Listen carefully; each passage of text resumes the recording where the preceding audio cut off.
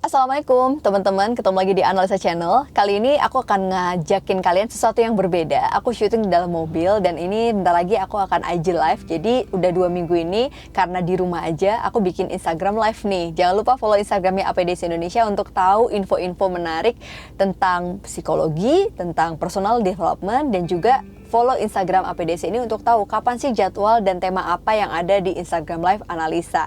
Nah, anyway, teman-teman, aku akan ngebahas sebuah hal yang cukup lagi banyak dibicarakan oleh banyak orang. Di Canberra, Komisi Hak Asasi Manusia di Australia mengatakan bahwa 1 dari 4 orang melaporkan bahwa mereka mengalami tindakan rasisme dan semuanya ini terkait dengan adanya COVID-19. Pertanyaannya, aksi ini ternyata juga diikuti oleh beberapa negara seperti Italia dan bahkan Indonesia. Indonesia belakangan juga mendapatkan hal yang serupa. Diskriminasi, rasisme menjadi polemik tersendiri bagi masyarakat kita. Pertanyaan berikutnya adalah, apakah rasisme, diskriminasi ini akan berakhir seiring berakhirnya pandemi COVID-19? Saya akan ngajak ngobrol seorang dokter, alma mater Gadjah Mada, adik angkatan saya di Fakultas Kedokteran yang pinter, lulus cum laude, 3,5 tahun, dan luar biasa.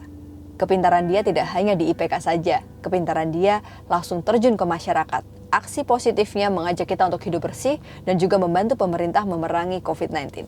Saya akan live bareng sama Dr. Tirta. Saya akan invite beliau untuk join Instagram live saya. Oke, buat kamu yang pengen ikutan nonton kayak apa sih keseruannya, ini akan kita ulas di dalam YouTube channel ini dan akan saya tayangkan poin-poin pentingnya. Tapi saya akan hubungi dulu Dr. Tirta. Oke. Ya, halo guys. Halo Dr. Tirta. Selamat Yoi, sore. Lagi sibuk banget ya?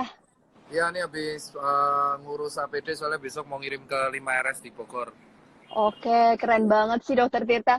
By the way, Dokter Tirta makasih banget. Ya, ini udah datang di Instagram Live APDC Ngobrol Sore barengan sama aku Analisa di sini. Dan teman-teman udah pada nggak sabar nih buat dengerin kita ngobrol bareng berdua. Ini sebelumnya nggak mungkin aku kenalin ya, karena doesn't need to know lah, orang-orang udah pada tahu semua siapa sih Dokter Tirta gitu ya. Jalan, tahu lah. Seorang dokter yang keren banget, lagi ngeviral di sana sini muncul, dan yang muncul ini viralnya adalah positif banget, yaitu menginspirasi kita semuanya buat berbuat Amin, baik, khususnya kasih. gimana mengajak kebaikan umat manusia. Dan anyway teman-teman, aku kemarin cukup takjub ketika aku ajakin kolaborasi Dokter Tirta, ini langsung nggak ada jawaban, nggak, langsung iya, asalkan demi kebaikan umat, Kak. Salut, salut. Ini lagi sibuk apa nih Dokter Tirta? Ngebagiin? Kalau hari ini sih lagi sibuk pertama diskusi dengan beberapa pihak, terutama pemerintah untuk edukasi ke masyarakat mengenai COVID. Terus nanti akan rilis juga video edukasi 3 kali mengenai ODP, PDP, OTG, pasien positif, gimana cara penanganan jenazah, terus pengadaan APD, nutrisi ke orang awam, pembagian masker kain. Belum saya juga harus mendata dan harus diskusi dengan berbagai dokter dari daerah. Terus hari Rabu insya Allah kita mau ngirim APD senilai hampir 1 ton ke Papua. Wow, keren banget. Terus ya dok ya, pokoknya sibuk tapi demi kebaikan semuanya. Konon katanya kemarin sempat ini ya digosipin Dokter Tirta ODP. Bener nggak nih, saking sibuknya sampai ngedrop sakit? Jadi kalau saya tuh kemarin emang dua minggu yang lalu karena saya kerja itu maksudnya mengurus menyuplai APD berbagai teman-teman saya dan edukasi itu kecapean, dan saya cuma tidur 3 jam selama hampir seminggu berturut-turut, itu tidur 3 jam per hari. Akhirnya ketika hari Jumat itu ceritanya saya dari Wisma Atlet, saya bertemu dengan Maijen Bambang, itu kepala Puskes TNI di sana. Setelah itu setelah bertemu dengan Maijen Bambang, pulang dari situ Sabtu pagi saya demam, karena saya nggak mau membahayakan sekitar saya langsung ke rumah sakit. Di rumah sakit saya di PDP kan, tapi di PDP kan karena nanti saya jelasin kenapa PDP itu apa, karena saya ada gejala tetapi tesnya negatif. Jadi itu gimana sih dok urutannya, PDP sebelum PDP itu apa aja sih? Terus ini saya ceritain dulu, terus hari Minggu ternyata gejala saya membaik, saya turun tingkat jadi ODP hijau, rapid test pertama negatif, swab gejala juga hilang, ternyata diagnosisnya berubah jadi bronkitis kronis. Saya istirahat total, hari Kamis saya rapid test lagi negatif, terus saya keluar akhirnya. Jadi dalam sistematika COVID itu yang pertama ada yang namanya ODP. ODP. ODP itu adalah orang dalam pengawasan. Jadi ODP itu adalah semua orang yang koneksi atau pernah riwayat kontak dengan pasien positif COVID, entah bergejala atau tidak. Nah, ODP ini itu emang semuanya tidak bergejala. Jadi dia tidak bergejala, tesnya pun negatif. Tetapi dia dari riwayat kontak. Jadi jaga-jaga, kan namanya tes itu buatan manusia. Itu kan sensitivitas paling masih 90%. Sehingga untuk mencegah ODP itu di self quarantine 14 hari. Jadi banyak yang tanya, ODP di karantina di rumah aman lah. Emang aman, orang dia nggak ngapa-kenapa gitu loh. Cuman kenapa 14 hari? Karena inkubasi virus itu 14 hari di dalam tubuh manusia. Dan rata-rata imunitas manusia itu bisa menghancurkan virus dalam jangka waktu 14 sampai 21 hari. PDP itu adalah semua orang yang memiliki gejala 5 hal. Yang pertama adalah demam 38 derajat, nyeri telan, batuk, ada riwayat ke red zone atau daerah atau riwayat kontak dengan pasien positif, kelima sesak nafas. Nah, tetapi dalam penelitian rapid bisa positif negatif, tetapi swab test belum keluar. Nah, semua orang yang memiliki gejala mirip COVID, tetapi hasilnya belum keluar dinamakan PDP. Nah, PDP itu bukan pasien positif. PDP ini bisa diterima di rumah sakit manapun. Makanya rumah sakit butuh APD. Kenapa? Satu pasien PDP, satu pasien yang positif ataupun PDP itu membutuhkan 3 kali shift. 1 shift 3 orang, 1 CS, cleaning service, 1 perawat, 1 dokter. Masing-masing butuh APD. Jadi satu pasien butuh 9 APD. Jika ada 100 pasien, berarti satu rumah sakit butuh 900 APD. Makanya itu APD itu bukan surgical mask doang, APD banyak, ada N95, ada goggle, ada hazmat, ada boots. Nah, PDP ini bukan positif COVID. PDP ini adalah semua pasien bergejala yang tesnya belum keluar. Nah, di atas PDP ada namanya OTG.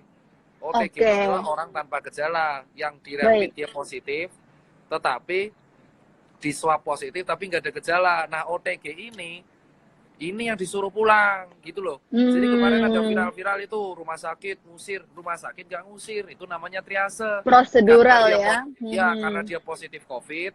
Nah, ketika dia positif COVID tapi dia juga nggak ada gejala, makanya dia disuruh pulang, disebutnya OTG. Dia karantina total, mandiri, namanya self isolation lock, itu selama 14 sampai 21 hari. Di hari ke-14 dia harus wajib rapid test sama swab test. Kalau negatif 2 kali berturut-turut baru dinyatakan sembuh. Nah, derajat paling akhir itu paling tinggi, namanya pasien positif COVID dengan gejala. Nah, pasien-pasien ini kategorinya merah, itu harus dirawat di ruang isolasi, terkontrol terus, contoh Persahabatan, Cengkareng, dan kawan-kawan. Nah, pasien positif ini dicek harus rapid 2 kali berturut-turut dalam jangka waktu 7 hari, karena antibodi muncul 7 hari. Lalu di PCR 2 kali berturut-turut, yaitu di hari pertama, hari ke-14, dan hari 21, 3 kali berarti. Setelah 2 kali PCR negatif, baru pasien positif COVID boleh pulang. Contoh Andrea Bimo. Nah, positif COVID yang bergejala itu rata-rata punya penyakit penyerta. Contoh adalah hipertensi, diabetes mellitus, dan juga penyakit-penyakit asma dan lain sebagainya gitu ya. Itu namanya penyakit komorbid. Komorbid gitu. ya. Nah, dari semua pasien positif COVID itu 80% gejalanya ringan sedang, 20% berakhir fatal. Nah, jadi yang berbahaya dari COVID itu sebenarnya bukan fatality rate-nya, tetapi adalah infection rate-nya. Makanya tugas dokter ada 2. Satu adalah mengobati, adalah bagian kurasi teman-teman di IGD. Kedua adalah edukasi, itu tugasnya dokter-dokter di struktural. Oh, teman-teman di Halodoc, ada juga dokter-dokter yang di bidang pemerintahan, rumah sakit, itu edukasi. Jadi tugasnya kita tuh mengurangi infection rate. Kalau infection rate-nya turun mendekati 0, baru kita dikatakan bebas corona kayak di Wuhan, Cina. Kalau bosku. Makasih Dokter Tirta. Ini by the way nih, aku akan ngebahas tentang suatu isu yang secara psikologis cukup marak gitu ya. Kemarin kita sempat WhatsApp dan aku sempat ngasih link, ada fenomena bunuh diri pasien yang masih diduga ODP padahal belum positif. Ini terjadi akibat adanya social pressure yang terjadi di lingkungan sosial. Jadi sekarang ini isunya itu justru diskriminasi, rasisme, yang kalau saya lihat ini nggak cuma di Indonesia, bahkan di Australia pun ternyata 3 bulan belakangan ini pelaporan isu rasisme juga cukup tinggi gitu. Bahkan ada orang bersin atau pakai masker aja gitu ya, itu udah langsung menjadi isu yang cukup membuat kita jadi diskriminasi gitu. Bahkan pemakaman yang untuk pasien yang tidak diduga COVID pun ketika dirawat di rumah sakit yang menerima pasien COVID itu ditolak gitu. Ada juga tenaga medis yang dilempari batu oleh warga karena diduga pemakaman untuk pasien COVID. Ini gimana, Dok? Apakah yang harus kita lakukan gitu? Karena akhirnya saya melihat banyak manusia tidak punya kemanusiaan gitu. Jadi kalau yang itu benar sih omongan. Jadi gini, ODP itu tertekan rata-rata justru dikarenakan adanya tekanan mental dari sekitar publik. Nah, ini yang perlu teman-teman tahu. Pasien ODP itu bukan positif COVID ya. Dia itu adalah orang yang kontak dengan COVID, bukan jadi aib. Ini yang jadi masalah, men. COVID itu, kalau, jadi gini, paling berbahaya itu TBC. TBC itu menularnya airborne. Kalau emang kalian pasiennya sekitar TBC, TBC itu Indonesia pandemik, nomor 2 tertinggi di dunia. Ya kan? Cuman, tapi kenapa orang Indonesia nggak takut sama TBC? Padahal penyembuhannya 6 bulan. Obatnya baik banget lagi. Terus, begitu ada COVID, yang nularnya lewat droplet, kayak dianggap azab tuh. Itu menurut saya adalah suatu hal yang salah. Pertama, jenazah. Gini, jenazah itu kenapa diproses khusus? Itu peraturan perundang-undangan. Jadi, mau misalkan kalian semua itu, loh tapi kan droplet kok nggak nular, itu adalah perintah dari pemerintah. Jadi WHO kan menyatakan bahwa COVID itu wabah pandemik, artinya sangat menular. Di dalam perundang-undangan penguburan, tata cara penguburan, kalau misalkan ada seorang pasien meninggal dikarenakan penyakit wabah yang sangat menular, itu pantasnya adalah sesuai perundang-undangan ada mengikuti prosedur penguburan tertentu. Pertama, jadi tidak sudah ada prosedur ya? Udah, itu bukan karena COVID nanti nular loh. Yang paling mungkin ketularan itu yang ngubur. Karena kena droplet dan cairan tubuhnya. Tapi itu juga sudah pakai APD ya?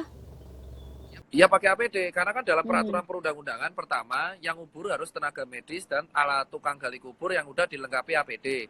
Pertama, jenazah dibungkus kain kafan. Lalu dibungkus oleh plastik, didobel oleh kantung jenazah dimasuk peti mati dibungkus plastik, lalu dikuburkan. Gitu. Nah itu tuh saya kecewa banget ketika kemarin ada ambulan yang nolak-nolak, ambulan ditolak warga. Ya itu tuh bukan airborne gitu loh. COVID itu menular airborne jika ada tindakan medis bersifat aerosol di sekitar rongga mulut yang bisa dilakukan oleh dokter gigi dan dokter spesialis anestesi atau THT. Jadi kalau misal ada orang nolak jenazah, itu menurut saya logikanya patut dipertanyakan. Karena COVID itu, ya ini orang udah meninggal gitu loh. Dan yang paling mungkin ketularan tenaga medis, dan dia pakai hazmat. Terus sudah dibungkus sedemikian sehingga serupa, sesuai prosedural. Jadi nggak perlu ditakutin, harusnya didoain. Dan itu jauh-jauh gitu loh. Jadi, jadi sebenarnya ini atas ketidaktahuan warga juga ya dok ya sama ketidaktahuan informasi ini gitu. Dan ini dari katanya, jadi kayak katanya dokter Tirta ini, katanya dokter Tirta, dan orang itu tidak memastikan gitu loh. Jadi selama ini hanya serta-merta dengerin informasi sekilas langsung mengambil kesimpulan gitu ya. Betul, jadi itulah makanya contoh kemarin dia bilang dokter Tirta, dokter gadungan. Lah padahal saya tuh di UGM lulus IP 3,8. Saya lulus cuma 3,5 tahun, ya kan? Termasuk ini 21 orang lulusan tercepat. Ini cukup bangga loh. Kita sama-sama alumni Gajah Mada gitu kan. Iya, terus kalau kan Kak Analisa kan kakak angkatan saya kan, gitu. Jadi kalau saya ini ada angkatan saya membanggakan ya. Iya, jadi kan saya bilang tuh dosen-dosen saya aja bilang kamu harus meneruskan edukasi. Kenapa? Karena katanya ini. Terus yang kedua, sistemnya COVID itu kayak HIV/AIDS. Lucu, HIV/AIDS itu dianggap stigma. Lah HIV/AIDS itu nular lewat darah, cairan tubuh, gitu loh. Masa deket-deket ya nggak nular, gitu loh. Maksudnya virus itu bisa bertahan di benda mati aja beberapa jam doang. Itu pun harus kena inang. Nah kalau ini orangnya udah meninggal, sudah dibungkus demikian sehingga, lah kenapa pakai hazmat? Itu peraturan pemerintah. Ya jangan salahin pasiennya. Itu berarti perlu ada tugas dari pemerintah kita untuk lebih mengedukasi ya. Sudah, pemerintah tuh udah edukasi. Cuman warga berarti masyarakat, Tapi pemerintah itu hanya percaya, tapi warga itu hanya percaya omongan dari katanya. Yang katanya nggak tahu siapa yang ngomong gitu ya. Iya, emang katanya. Terus Cipeng apa nih kebayangan drama, Cipeng apa? Kamu tuh kenal baru sebulan aja sotoy gitu loh. Kalau saya kan, kalau teman-teman follower yang udah lawas ya tahu dari 2009 saya emang kayak Tapi gini. Dok, motivasi Dokter Tirta selama ini untuk jadi relawan, kemudian ini bahkan mempertaruhkan nyawa gitu. Ini sebagai alumni Gajah Mada bangga banget loh ada alma mater yang seperti ini. Sumpah dokter itu kan ada belasan. Salah satu sumpah dokter itu adalah pertama, kita melindungi sesama teman sejawat. Jika teman sejawat kita lagi berjuang di IGD, ya kita tuh harus backup dari kanan kirinya. Mereka sekarang kekurangan APD. Dan nggak mungkin dong dokter yang melayani di APD broadcast, saya butuh APD dong. Ya nggak bisa, mereka kan ngurus pasien. Nah kita sebagai sesama dokter yang mempunyai pengaruh, kita edukasi masyarakat. Kalau ODP, rehat aja di rumah 14 hari. Nah kalau teman kita butuh APD, kita sebagai dokter kita mencari APD. Kenapa? Karena nggak semua orang awam ngerti standar APD kayak apa. Contoh kemarin ada orang donasi niatnya baik, ngasih masker kain ke rumah sakit. Nah emang masker kain berguna buat dokter? Ya enggak lah. Terus ada yang ngasih hazmat tapi bolong-bolong. Ya emang itu anti air, tapi kan virus 5 mikron tetap tembus. Jadi karena itu alasan kenapa saya mengakomodir kebutuhan teman-teman saya. Teman saya itu selalu sharing ke saya. Contoh dokter di Aceh, saya butuh hazmat segini, keluhan segini, saya didiskriminasi, saya jadwal jam jaga segini. Nah itu saya kumpulin, saya diskusi dengan Dirjen Kesehatan, Bu Kirana, lalu Menkes. Saya juga diskusi dengan Rektor UGM, Dekan UGM, saya juga diskusi dengan pihak Polri, TNI untuk mengakomodir. Contohnya kemarin, Papua butuh APD. Lalu saya tanya, ternyata TNI AU bekerja, membantu. Ya udah Tirta, saya bantu kasih Hercules 1, hari Rabu atau Jumat berangkat. Kamu siapkan aja alat-alat dan alamatnya. Nah ini yang saya contoh. Kan nggak mungkin dokter di IGD mengurus itu semua. Kita backup teman sejawat. Jadi tujuannya saya kerja kayak gini adalah, saya backup teman saya. Teman sejawat tuh harus saling membantu gitu loh. Jadi ya bukan pengen pansos ya. Ya yang viralin saya kan bukan saya juga nggak butuh viral. Yang viralin saya kan kalian sendiri gitu loh. Begitu.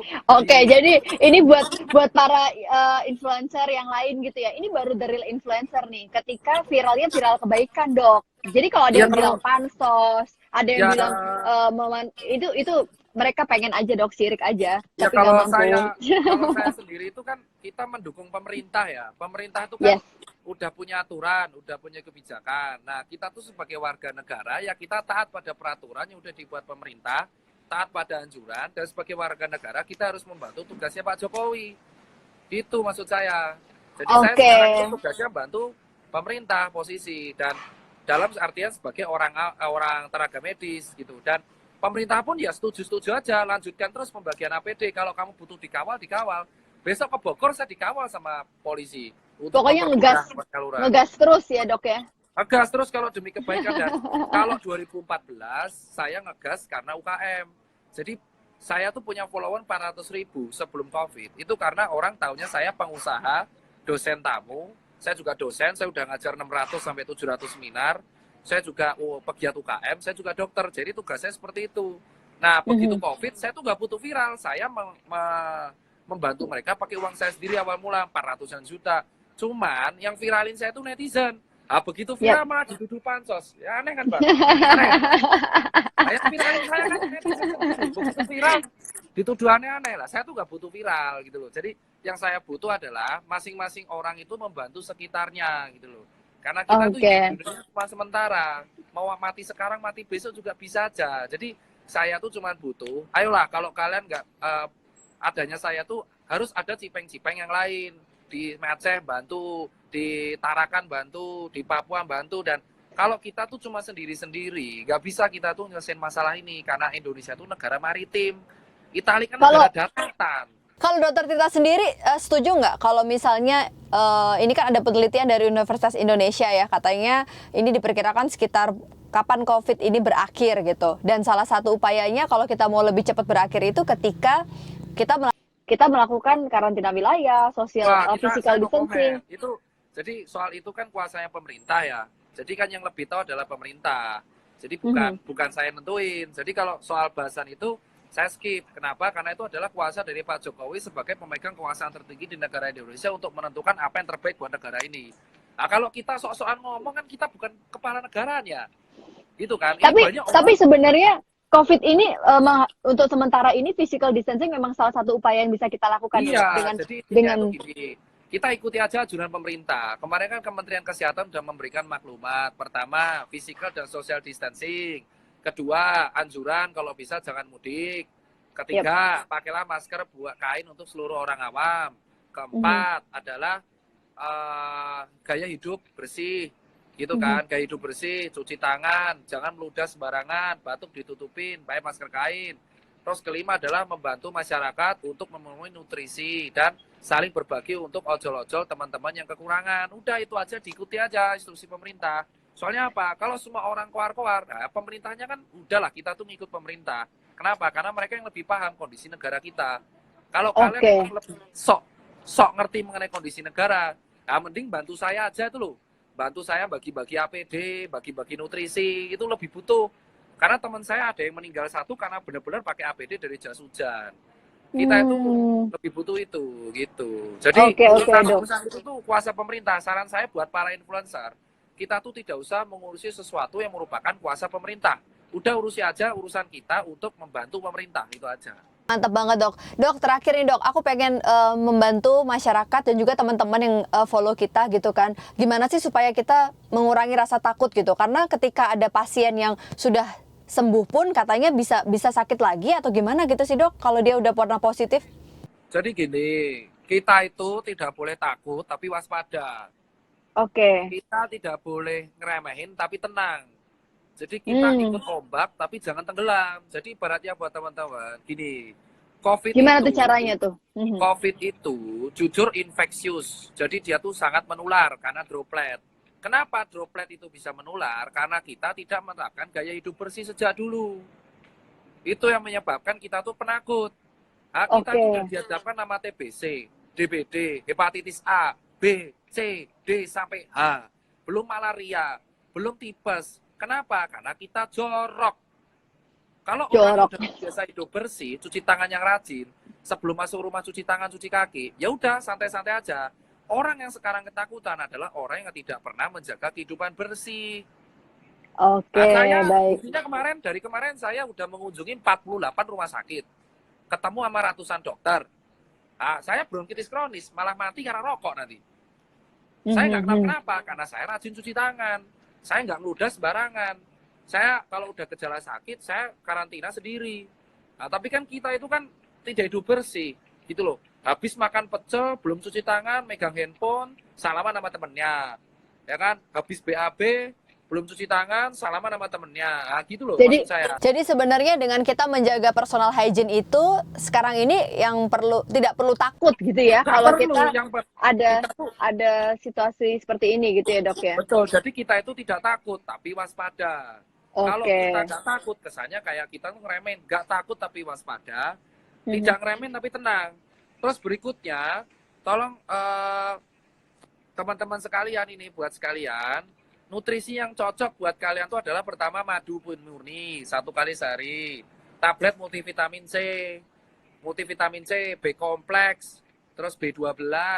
Habis itu juga makan makanan yang bergizi, banyakkan protein 3 kali sehari, minum 2 liter, minum yang hangat, jangan minum yang dingin-dingin terlebih dahulu.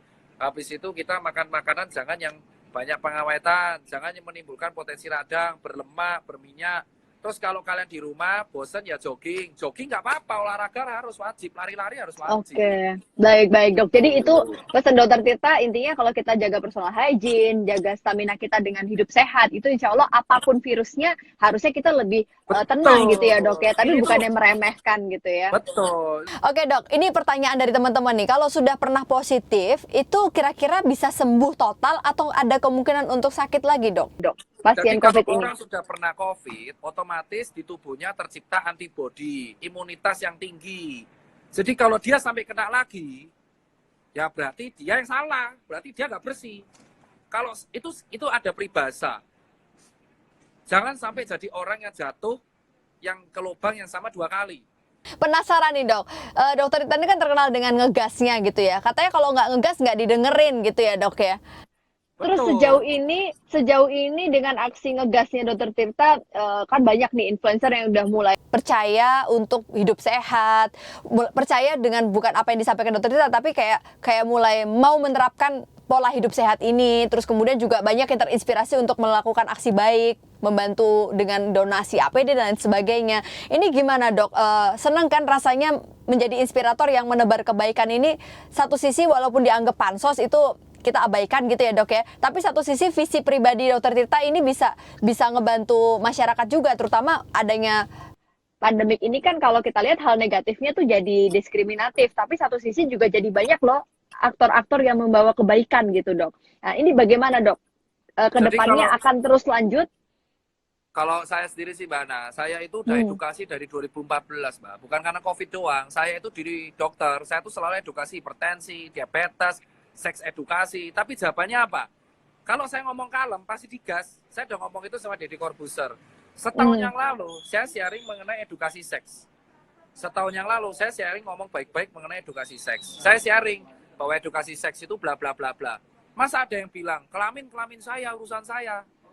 Nah, akhirnya saya ngegas. Jadi saya edukasi itu dari 2014. Cuman kebetulan tahun ini viral. Karena yang viralin netizen. Saya tuh Karena nggak COVID Toko saya lagi udah banyak.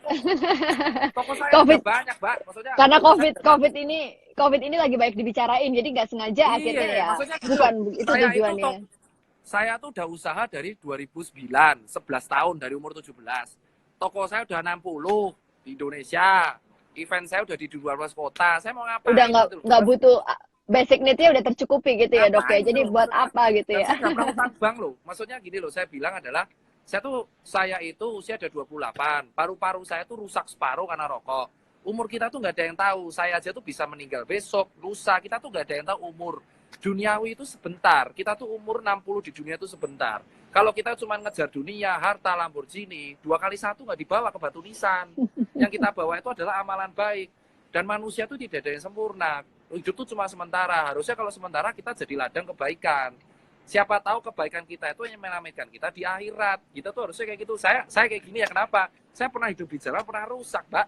Jadi harapan saya buat teman-teman, udahlah, kalau ada orang berbuat baik, kalian nggak suka, ya tiru kebaikannya, yang buruk ditinggal. Nggak usah apa-apa diviralkan, yang jelek diviralkan. Kayak apa sih gunanya memviralkan hal yang sebenarnya nggak penting gitu loh. Kayak jenazah kemarin, diviralin, terus dihujat, itu malah tambah viral gitu loh. Nah, yang viralin saya, kalian sendiri kok saya disalahin. Baik dok. Gimana dok? Jadi gimana nih pesannya Dokter Tirta? Karena banyak banget yang cukup sedih nih dok sama diskriminasi ini. Jadi kalau kita lihat nggak cuma Pasiennya, tapi bahkan keluarga pasien yang sudah meninggal, ini nggak berani keluar rumah dok. karena pressure dari sosial ini cukup membuat mereka tuh kayak ngerasa nggak aman, ngerasa mereka membawa virus kayak gitu. Nah bagaimana kita mengakhiri pandemik ini dengan tidak adanya diskriminasi dok ke depannya? Jadi kalau saran saya buat teman-teman itu adalah jangan pernah anggap orang kena COVID itu kena aib. Beda gitu loh. Masa teman saya dokter pulang dari rumah sakit diusir dari kos-kosan. Nggak boleh. COVID itu, orang yang kena COVID itu harusnya kita support. Bukan aib. Kalau kalian... Caranya gimana dok? Cara Ini, supportnya? Cara support tuh simple. Contoh di sebuah kota. Ada orang kemarin, ada orang email, dia tuh sekeluarga PDP dan ODP. Jadi otomatis nggak bisa keluar rumah. Itu tetangganya ngasih makan tiap hari. Supaya kebutuhan makannya 3 kali sehari terpenuhi. Itu contoh toleransi beragama dan toleransi antar warga yang dikoordinasi oleh Pak RT. Jadi Pak RT nyuruh warganya ngasih makanan ke keluarga ini sehingga dia nggak perlu keluar rumah selama 14 hari. Itu contoh toleransi yang bagus banget di sebuah kota. Saya nggak bisa sebut karena privasi, karena sumbernya nggak bisa sebut. Nah ini malahan teman saya diusir loh. Sampai dokter-dokter tuh bingung mau pulang gimana. Nah nanti kalau dokter meninggal kalian marah-marah juga. Wah dokter gak ada yang becus. Nah, harusnya tuh gak boleh kayak gitu. Dokter tuh pahlawan, dokter perawat, analis, terus habis itu PK, patologi anatomi, itu sekarang semua adalah pahlawan yang mereka tuh lagi berjuang lawan musuh yang namanya COVID. Dan jangan dianggap remeh penyakit ini. Kenapa? Karena Indonesia itu jujur hidupnya jorok semua gitu loh. Ini mau sampai kapan? Gak akan selesai nih kalau misalkan kalian gak hidup bersih. Yang ada adalah rumah sakit chaos, tenaga medisnya wafat, kita nanti yang ribet. Ini kita belum lawan DB dan malaria, jadi edukasi, tolong hidup bersih. Dan jangan pernah memberikan stigma buruk terhadap orang yang kena penyakit. Itu tuh 1000 tahun yang lalu, orang kena penyakit dianggapnya adalah laknat gitu loh. Sekarang udah bukan. Sekarang itu orang yang kena penyakit itu harus kita support. Bukan azab itu. Siapa yang mau kena COVID itu takdir, Bos. Bukan saya juga, Oke. kalau siapa yang pengen kena COVID gak ada gitu loh. Semua pengennya sehat. Jadi pengennya adalah kalau bisa disupport, orang kena ODP disupport, dikasih semangat, dokter-dokter dikasih ucapan semangat itu udah bagus. Itu aja sih, Mbak, kalau buat saya. Dan buat para keluarga sekarang yang ODP dan PDP, tenang, nggak usah takut. Itu bukan akhir dari dunia. Kita Oke, harusnya we fight keren COVID banget. together. Itu kata-kata dari direksi RSUI Persahabatan ketika bertemu dengan saya adalah kita harus lawan COVID ini bersama-sama. We fight COVID Mhm. together. Dari kebersamaan kita bisa muncul bahwa kita harus hidup bersih untuk mencegah semua penyakit. Dan Oke, kita harus keren membantu banget. pemerintah. Kita harus membantu Yap. pemerintah untuk meringankan beban pemerintah dalam mengatasi COVID ini. Karena nggak bisa kita menyalahkan satu lain pihak. Kita harus dukung pemerintah nih untuk menjadi negara yang bisa melawan COVID. Ingat, jangan sampai Indonesia kayak Italia, Prancis, dan Spanyol. Itu aja dari saya, Mbak. Oke dok, jadi kalau boleh saya simpulkan singkat nih, pesan Dokter Tirta untuk sesi ngobrol sore kali ini adalah gimana caranya kita memerangi COVID ini bersama-sama gitu ya, dengan cara hidup bersih, sehat, personal hygiene masing-masing, takut jangan, waspada harus. Lalu yang kedua, kalau kita menemui pasien dengan positif ataupun keluarga positif COVID, yang kita lakukan adalah mensupport mereka dan bekerja sama dengan aparatur negara untuk bisa memberikan dukungan baik moral maupun dukungan materi yang lain gitu ya dok ya. Dan yang ketiga, gimana caranya kita bersama-sama untuk memerangi COVID ini dengan nurut apa yang jadi program pemerintah dan terus berpikir positif tapi bukan menjadi rasis atau apalagi selalu berpikiran negatif. Itu ya dok pesan Dokter Tirta dalam obrolan sore kita hari ini. Itu aja sih, Mbak. Jadi positive thinking aja lah, kita bisa ngelawan inilah. Maksudnya, terus kita buat tagar We Fight COVID Together. Itu adalah gerakan dari tenaga medis dan teman-teman warga sekitar. Karena ini musuh bersama gitu loh. Harusnya ini adalah momen saat kita tuh bareng-bareng lawan COVID gitu loh. Dan kalau Vietnam bisa ngalahin, terus habis itu Filipina bisa, China bisa, ya kita harus bisa. Kenapa kita gitu. enggak gitu ya? Ini salah Indonesia, negara penduduk terbesar nomor 4 di dunia. Kita harusnya bisa ngelawan hal kayak gini gitu loh. Oke, siap. Makasih banyak dok udah mau sharing di sini. Sama-sama. Ya, sukses Yo. selalu, sehat-sehat ya, jaga kesehatan Aman. dok. Aman, Yo, thank thank you, you. Mbak. Dan aku akan ngebahas sedikit nih tentang Dokter Tirta. Tadi kesimpulannya sudah cukup jelas ya, ada 3 poin yang disampaikan beliau. Gimana caranya hidup sehat, personal hygiene penting banget, social distancing atau physical distancing juga patut kita lakukan sebagai mengikuti anjuran pemerintah. Kemudian yang kedua, tidak perlu takut, waspada tapi harus. Jaga kesehatan adalah salah satu kunci utamanya. Vitamin dan sebagainya itu penting. Dan yang ketiga adalah bagaimana kita membantu bersama-sama memerangi COVID ini bukan dengan diskriminasi maupun rasisme, tapi dengan gotong royong, sikap suportif, dan juga membantu bagi mereka yang membutuhkan. Dan ini tidak membuat kita bisa berjalan sendiri, tapi kita harus bersama-sama. Anyway teman-teman, satu sikap yang coba aku analisis dari seorang Dokter Tirta ini menarik. Bagaimana ketika sekarang semua orang menganggap satu sisi dia ini lagi pansos lah, ngeviral lah. Tapi ternyata ngegasnya ini yang tadi cukup aku terinspirasi, orang yang bikin viral kan netizen, bener juga ya. Emang ada orang yang ngeviral disengajain gitu? Maksud aku, kalaupun dia sengaja ngeviral, pasti itu akan giving back ke dia kok. Giving back-nya itu dalam artian kalau emang maksudnya udah jelek, itu ya juga dapatnya juga jelek. Tapi kalau emang niatnya baik dan gak sengaja ngeviral, pasti akan dapatnya baik. So tenang aja ya bos ya. Bosku pokoknya tetap semangat, jangan pantang menyerah. Kalaupun misalnya orang-orang bilang dokter gadungan lah, dokter inilah, dokter itulah, biarin aja. Yang penting IPK 3,8, lulus 3,5 tahun, sombong boleh karena diikutin dengan ASI yang positif ya dok ya. Terima kasih udah nonton Alsa Channel, sampai jumpa di episode berikutnya. Assalamualaikum.